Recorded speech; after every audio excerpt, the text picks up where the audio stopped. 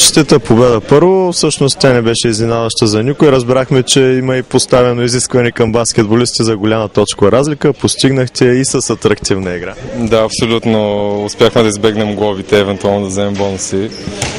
Аз се радвам най-вече, че успяхме да се отпуснем и направихме малко шоу за зрителите. Тук успяхме да зарадваме хората, които дойдоха да гледат матча.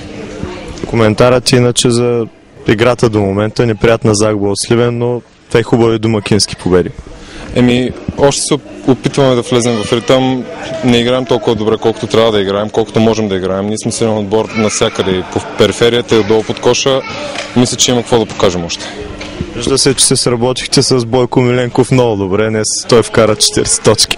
Аз не крия, че много го харесвам. Той просто много ни отваря играта, защото оставен сам на тройката, той не може да изтърва. И така ни отваря повече място да играем под коша и се радвам, че дойде в нашия отбор наистина. Предстои мач с Овергаз. Очакванията ти?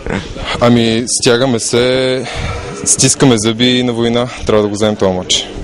Ти беше един от инициаторите за спасяването на отбора. Така, има ли някакво удовлетворение за акцията, така, която направихте? Абсолютно. Много се радвам, че накрая имаше някакъв резултат, защото наистина вложихме много сили и наистина радвам се за отбора, радвам се за момчета, радвам се за хората в Стара Загора, че баскетболният отбор ще остане.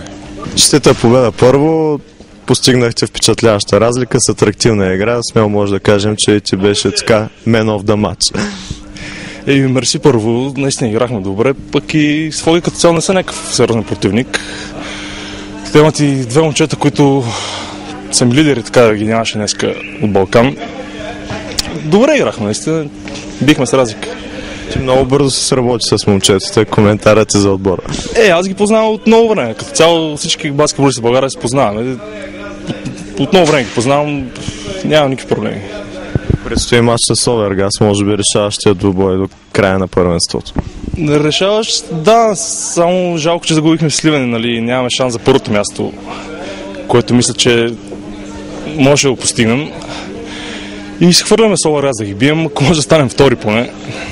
Днес в рамките на шегата мисля, че имаш по-добър процент от тройката, отколкото от наказателните удари.